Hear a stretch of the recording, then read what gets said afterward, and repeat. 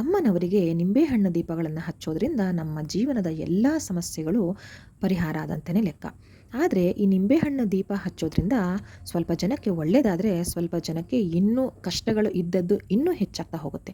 ಯಾಕೆ? ಇದಕ್ಕೆಲ್ಲ ಕಾರಣ ಏನು? ಯಾಕಂದರೆ ಸುಮಾರು ಜನ ನಾನು ಹೇಳಿರೋದು ಕೇಳಿದ್ದೀನಿ, ಏನಾದರೂ ಒಳ್ಳೇದಾಗಬೇಕು ಅಂದರೆ ನಿಂಬೆಹಣ್ಣು ದೀಪ ಹಚ್ಚಿ ಅಮ್ಮನವ್ರಿಗೆ ಅಂದರೆ, ಇಲ್ಲ ಇಲ್ಲ ನಮಗದು ಆಗಿ ಬರಲ್ಲ. ಯಾಕೆ ಅಂದರೆ ನಿಂಬೆಹಣ್ಣು ದೀಪ ಹಚ್ಚಿದ್ರೆ ನಮ್ಮ ಮನೆಯಲ್ಲಿ ಕಷ್ಟಗಳು ಜಾಸ್ತಿ ಆಗುತ್ತೆ ಅಂತ ಹೇಳ್ತಾರೆ. ಅದು ಯಾಕೆ? ನಿಮ್ಮಿಂದ ಏನು ತಪ್ಪಾಗಿರುತ್ತೆ ನಿಂಬೆಹಣ್ಣು ದೀಪಗಳನ್ನು ಹಚ್ಚುವಾಗ? ಅದನ್ನು ಸರಿ ಪಡಿಸೋದು ಹೇಗೆ? ಯಾವ ರೀತಿಯಲ್ಲಿ ನೀವು ನಿಂಬೆ ಹಣ್ಣಿನ ದೀಪವನ್ನು ಹಚ್ಚಬೇಕು, ಹಾಗೆ ಯಾರ್ಯಾರು ಹಚ್ಚಬೇಕು, ಪ್ರತಿಯೊಂದು ವಿವರವನ್ನು ನಾನು ಈ ವಿಡಿಯೋದಲ್ಲಿ ಸಂಪೂರ್ಣವಾಗಿ ನೀಡ್ತಾ ಹೋಗ್ತೀನಿ. ಹಾಗೆ ಅದರಲ್ಲೂ ಆಷಾಢ ಮಾಸದಲ್ಲಿ ನಿಂಬೆಹಣ್ಣು ದೀಪವನ್ನು ಹಚ್ಚೋದ್ರಿಂದ ನಮಗೆ ಇರುವಂಥ ಕಷ್ಟಗಳೆಲ್ಲವೂ ಪರಿಹಾರ ಆಗೋದಂತೂ ಖಂಡಿತ. ಹಾಗಾದರೆ ಈ ವಿಡಿಯೋನ ಎಲ್ಲೂ ಕೂಡ ಸ್ಕಿಪ್ ಮಾಡದೆ ಕೊನೆ ತನಕ ಪೂರ್ತಿಯಾಗಿ ನೋಡ್ತಾ ಹೋಗಿ. ಹಾಗೆ ಈ ಒಂದು ಮಾಹಿತಿ ನಿಮಗೆ ಇಷ್ಟ ಆಯಿತು ಅಂತ ಅನಿಸಿದ್ರೆ ದಯವಿಟ್ಟು ನನ್ನ ಚಾನಲನ್ನು ಸಬ್ಸ್ಕ್ರೈಬ್ ಮಾಡ್ಕೊಳ್ಳಿ. ಹಾಗೆ ನಿಮ್ಮ ಫ್ರೆಂಡ್ಸ್ ಆ್ಯಂಡ್ ಫ್ಯಾಮಿಲಿ ಜೊತೆಗೆ ಈ ವಿಡಿಯೋನ ಶೇರ್ ಮಾಡ್ಕೊಳ್ಳಿ. ಬನ್ನಿ ಹಾಗಾದರೆ ವಿಡಿಯೋನ ಶುರು ಮಾಡೋಣ. ನಾನು ಆಗಲೇ ಹೇಳ್ದಂಗೆ ಆಷಾಢ ಮಾಸದಲ್ಲಿ ನಿಂಬೆಹಣ್ಣಿನ ದೀಪವನ್ನು ಅಮ್ಮನವರಿಗೆ ಹಚ್ಚೋದ್ರಿಂದ ಬಹಳ ಒಳ್ಳೆಯದು ಅಂತ. ಮೊದಲಿಗೆ ನಿಂಬೆಹಣ್ಣಿನ ದೀಪವನ್ನು ಯಾವ ದೇವರಿಗೆ ನಾವು ಹಚ್ಚಬೇಕು ಅನ್ನೋದು ನೋಡೋದಾದರೆ, ಅಮ್ಮನವರಿಗೆ ಈ ಒಂದು ನಿಂಬೆಹಣ್ಣಿನ ದೀಪವನ್ನು ಹಚ್ಚಬಹುದು. ಅಂದರೆ ನಿಂಬೆಹಣ್ಣಿನ ಸ್ವರೂಪವಾದಂತಹ ದುರ್ಗಾದೇವಿಗೆ ಈ ಒಂದು ನಿಂಬೆಹಣ್ಣಿನ ದೀಪವನ್ನು ಹಚ್ತಾರೆ. ಅಂದರೆ ಅದರ ಬೇರೆ ಬೇರೆ ರೂಪಗಳು, ಅವತಾರಗಳು ಅಂತ ಏನು ಹೇಳ್ತೀವಿ, ಅದರ ದೇವಸ್ಥಾನಗಳಲ್ಲಿ ನಾವು ಈ ಒಂದು ನಿಂಬೆಹಣ್ಣಿನ ದೀಪವನ್ನು ಹಚ್ಚಬೇಕು. ಅಂದರೆ ಅಂಬಾ ಭವಾನಿ, ದುರ್ಗಾ ಪರಮೇಶ್ವರಿ, ಕನ್ನಿಕಾ ಪರಮೇಶ್ವರಿ, ಚೌಡೇಶ್ವರಿ ತಾಯಿ, ಹಾಗೆ ಕನ್ನಿಕಾ ಪರಮೇಶ್ವರಿ ತಾಯಿ, ಹೀಗೆ ಅಮ್ಮನವರ ದೇವಸ್ಥಾನ ಇರುತ್ತೆ. ಅದರಲ್ಲೂ ವಿಶೇಷವಾಗಿ ಶಕ್ತಿಯುತವಾದಂತಹ ಅಮ್ಮನವರ ದೇವಸ್ಥಾನ ಇರುತ್ತಲ್ವ, ಅಲ್ಲಿ ಹೋಗಿ ನೀವು ನಿಂಬೆಹಣ್ಣು ದೀಪವನ್ನು ಹಚ್ಚಬೇಕಾಗತ್ತೆ. ಆಗ ನಮಗೆ ಆ ತಾಯಂದಿರ ಆಶೀರ್ವಾದವೂ ಸಿಕ್ಕತ್ತೆ, ಹಾಗೆ ನಮ್ಮ ಕಷ್ಟಗಳಿಂದ ಎಲ್ಲವೂ ಕೂಡ ನಮಗೆ ಬಿಡುಗಡೆ ಆಗುತ್ತೆ. ಇನ್ನು ಎರಡನೇದು ಮೇನ್ ಪಾಯಿಂಟ್ ಏನಂತಂದರೆ, ನಿಂಬೆಹಣ್ಣಿನ ದೀಪವನ್ನು ನೀವು ಯಾವುದೇ ಕಾರಣಕ್ಕೂ ಮನೆಯಲ್ಲಿ ಹಚ್ಚಬಾರ್ದು. ಏನೇ ಸಂಕಷ್ಟಗಳು ಬರಲಿ, ಏನೇ ಇರಲಿ, ನೀವು ಹುಷಾರಿರಲಿ ಇಲ್ಲದೇ ಇರಲಿ, ನಮ್ಮ ದೇವಸ್ಥಾನಕ್ಕೆ ಹೋಗೋಕ್ಕಾಗ್ತಾ ಇಲ್ಲ ಇವತ್ತು, ಆದರೆ ನಿಂಬೆಹಣ್ಣು ದೀಪವನ್ನು ಹಚ್ಚಲೇಬೇಕು ಅಂತ ಯೋಚನೆ ಮಾಡಿಕೊಂಡು ಮನೆಯಲ್ಲಿ ಯಾವುದೇ ಕಾರಣಕ್ಕೂ ನಿಂಬೆಹಣ್ಣಿನ ದೀಪವನ್ನು ಹಚ್ಚಬಾರ್ದು.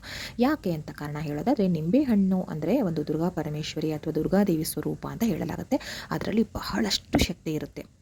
ನಿಂಬೆಹಣ್ಣಲ್ಲಿ ಅದನ್ನು ಬಲಿ ಕೊಡೋದಕ್ಕೆ ಉಪಯೋಗ ಮಾಡ್ತಾರೆ, ಹಾಗೆ ದೃಷ್ಟಿನ ನಿವಾರಿಸೋದಕ್ಕೆ ಉಪಯೋಗ ಮಾಡ್ತಾರೆ, ಹಾಗೆ ಕೆಟ್ಟ ಕೆಲಸಗಳಿಗೂ ಅದನ್ನು ಉಪಯೋಗ ಮಾಡ್ತಾರೆ. ಅಂದರೆ ಮಾಟ ಮಂತ್ರ ತಂತ್ರಗಳಲ್ಲಿ ಕೂಡ ಅಂದರೆ ಅದರಲ್ಲಿ ಅಷ್ಟೊಂದು ಶಕ್ತಿ ಇದೆ. ಅಂದರೆ ಒಂದು ಪಾಸಿಟಿವ್ ಎನರ್ಜಿ ಕೂಡ ಅಷ್ಟಾಗಿ ಇದೆ, ನೆಗೆಟಿವ್ ಎನರ್ಜಿ ಕೂಡ ಅಷ್ಟಾಗಿ ಅದರಲ್ಲಿ ಇರುತ್ತೆ. ಕೆಟ್ಟದನ್ನು ಕೂಡ ಮಾಡೋದಕ್ಕೆ ಬರುತ್ತೆ ಅದರಿಂದ, ಹಾಗೆ ಒಳ್ಳೆಯದನ್ನು ಕೂಡ ಮಾಡೋದಕ್ಕೆ ಬರುತ್ತೆ.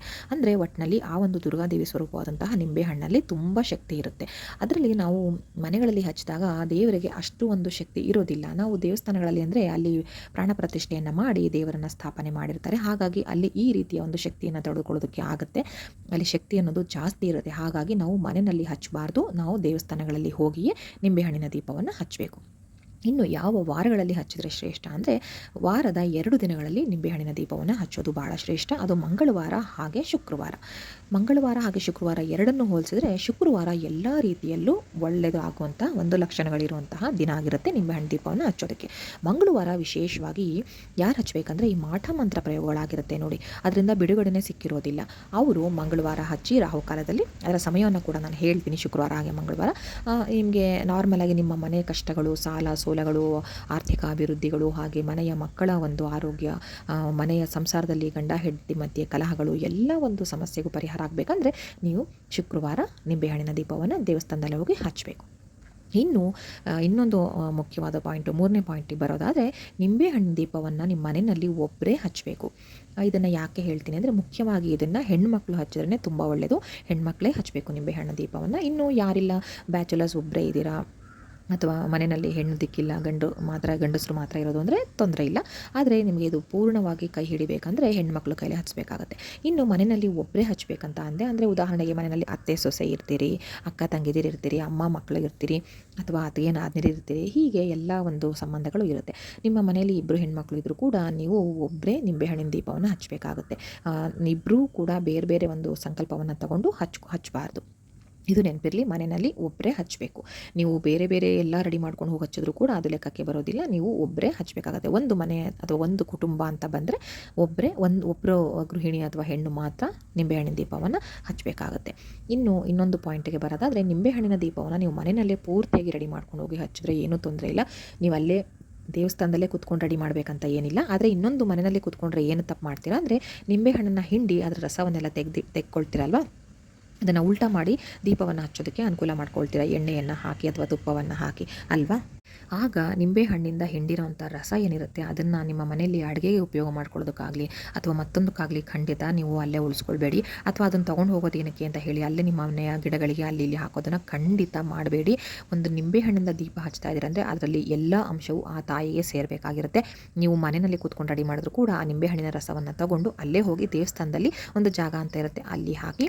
ಆದರೆ ಮನೆಯಲ್ಲಿ ಅದರ ಒಂದು ಬೀಜವೂ ಕೂಡ ಮನೆಯಲ್ಲಿ ಯಾವುದೇ ಕಾರಣಕ್ಕೂ ಉಳ್ಕೊಳ್ಬಾರ್ದು.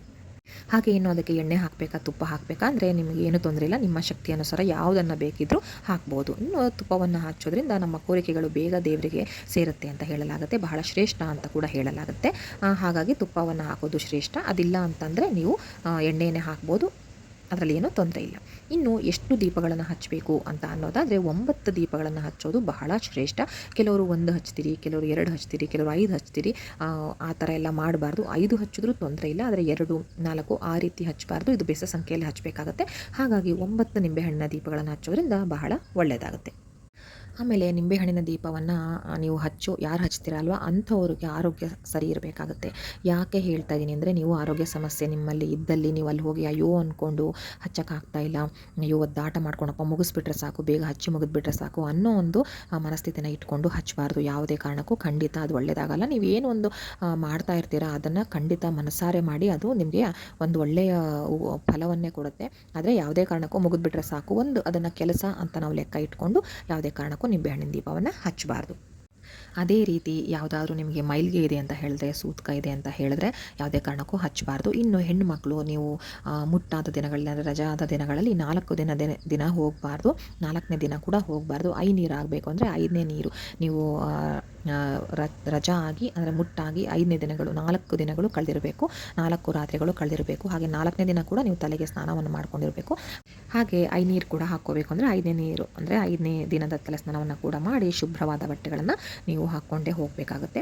ಆಮೇಲೆ ಯಾಕೆ ಇದನ್ನು ಹೇಳ್ತೀನಿ ಅಂದರೆ ಕೆಲವರು 4ನೇ ದಿನ ಆಯಿತು ಶುದ್ಧ ಆಯಿತು ಅಂತ ಹೇಳಿ ನೀವು ದೇವಸ್ಥಾನಕ್ಕೆ ಹೋಗಿ ಈ ಒಂದು ಕೆಲಸವನ್ನು ಮಾಡಬೇಡಿ. 4ನೇ ದಿನಕ್ಕೆ ಶುದ್ಧ ಆಗಿರುತ್ತೆ, ಅದು ನಿಜ.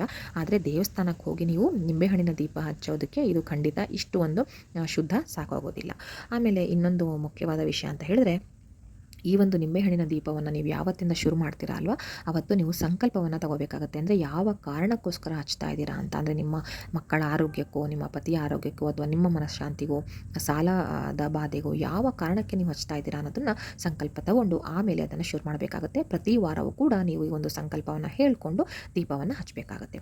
ಆಮೇಲೆ ಇನ್ನೂ ಒಂದು ವಿಷಯ ಅಂದರೆ ಅಲ್ಲಿ ನಿಂಬೆಹಣ್ಣಿನ ದೀಪವನ್ನು ನೀವು ಹಚ್ಚಿ ಅಲ್ಲಿ ಲಲಿತಾ ಅಷ್ಟೋತ್ತರ ಇರ್ಬೋದು, ದುರ್ಗಾ ಅಷ್ಟೋತ್ತರ ಇರ್ಬೋದು, ಯಾವುದೇ ದೇವರ ಅಂದರೆ ಅಮ್ಮನವರ ಅಷ್ಟೋತ್ತರವನ್ನು ಪಠಿಸೋದ್ರಿಂದ ಈ ಒಂದು ಫಲ ನಿಮಗೆ ದುಪ್ಪಟ್ಟಾಗಿ ದೊರೆಯುತ್ತೆ ಅಂತ ಹೇಳಲಾಗುತ್ತೆ. ಆನಂತರ ಈಗ ಮನೆಯಲ್ಲಿ ಯಾರಿಗೂ ಏನೋ ಸಮಸ್ಯೆ ಆಗಿದೆ ಅಂದರೆ ಅವರೇ ದೀಪ ಹಚ್ಚಬೇಕು, ನಿಂಬೆಹಣ್ಣಿನ ದೀಪದ್ದು ಅಂತ ಏನೂ ಇಲ್ಲ.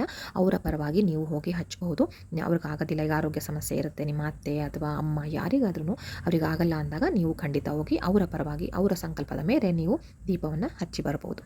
ಇನ್ನೊಂದು ವಿಷಯ ಅಂದರೆ ನೀವು ದೀಪವನ್ನೆಲ್ಲ ಹಚ್ಚಿದ ನಂತರ, ನಿಂಬೆಹಣ್ಣು ದೀಪವನ್ನು ಹಚ್ಚಿದ ನಂತರ ಅದರಿಂದ ಆ ತಾಯಿಗೆ, ಅಲ್ಲಿ ಅಮ್ಮನವರು ಯಾರಿರ್ತಾರೆ ಅದಕ್ಕೆ ಆರತಿಯನ್ನು ಎತ್ತಬೇಕಾಗುತ್ತೆ. ತದನಂತರ ಅಲ್ಲಿ ಬಂದಿರತಕ್ಕಂತಹ ಸುಮಂಗಲಿಯರೇನಿರ್ತಾರೆ, ಮುತ್ತೈದೆಯರೇನಿರ್ತಾರೆ ಅವರಿಗೆಲ್ಲವನ್ನು ಅರ್ಶಿನ ಕುಂಕುಮವನ್ನು ಕೊಡಬೇಕಾಗುತ್ತೆ. ಅರ್ಶಿನ ಕುಂಕುಮವನ್ನು ಹೂವನ್ನು ಕೊಡಿ. ತುಂಬ ಅಂದರೆ ತುಂಬ ಒಳ್ಳೆಯದಾಗುತ್ತೆ. ನಿಮ್ಮ ನಿಂಬೆಹಣ್ಣಿನ ದೀಪ ಏನು ಹಚ್ಚಿರ್ತೀರಲ್ವ ಅದು ಸಂಪೂರ್ಣ ಆಗುತ್ತೆ ಅಂತ ಅದರಲ್ಲಿ ತೋರಿಸುತ್ತೆ. ಹಾಗೆ ಮನೆಯಲ್ಲಿ ನಿಮ್ಮ ಕುಟುಂಬದವ್ರದ್ದು ಒಂದು ಹುಟ್ಟಿದ ಹಬ್ಬ ಇರ್ಬೋದು, ಅಥವಾ ಮದುವೆ ವಾರ್ಷಿಕೋತ್ಸವ ಇರಬಹುದು, ಅಥವಾ ಯಾವುದೇ ಒಂದು ನಾಮಕರಣ ಇರಬಹುದು, ಅಥವಾ ಮದುವೆಯ ದಿನ ಇರ್ಬೋದು, ಈ ರೀತಿ ಒಂದು ಶುಭ ಕಾರ್ಯಗಳನ್ನು ಇಟ್ಕೊಂಡಿರ್ತೀರಲ್ವ ಆವಾಗ ನೀವು ಯಾವುದೇ ಕಾರಣಕ್ಕೂ ದೇವಸ್ಥಾನಕ್ಕೆ ಹೋಗಿ ನಿಂಬೆಹಣ್ಣಿನ ದೀಪವನ್ನು ಹಚ್ಚಬಾರ್ದು. ಯಾಕಂದರೆ ಅದರ ಶಕ್ತಿ ತುಂಬ ಇರುತ್ತೆ, ಅದನ್ನು ತಡ್ಕೊಳ್ಳೋದಕ್ಕೂ ಕೂಡ ನಮಗೂ ಶಕ್ತಿ ಇರಬೇಕಾಗುತ್ತೆ. ಹಾಗಾಗಿ ಅಂದಿನ ದಿನಗಳಲ್ಲಿ ನೀವು ನಿಂಬೆಹಣ್ಣಿನ ದೀಪವನ್ನು ಹಚ್ಚಬಾರ್ದು. ಇಲ್ಲಿ ನನಗೆ ಗೊತ್ತಿರೋ ಅನ್ನೋ ಮಾಹಿತಿನ ತಿಳಿಸಿದ್ದೀನಿ. ನಿಮ್ಗೆ ಇದರಲ್ಲಿ ಇನ್ನೂ ಏನಾದರೂ ಡೌಟ್ ಇತ್ತು ಅಂತ ಹೇಳಿದ್ರೆ ದಯವಿಟ್ಟು ಕಮೆಂಟಲ್ಲಿ ನನಗೆ ಕೇಳಿ, ನನಗೆ ತಿಳಿದಿದ್ದನ್ನು ನಾನು ಉತ್ತರ ಕೊಡ್ತೀನಿ. ಧನ್ಯವಾದಗಳು.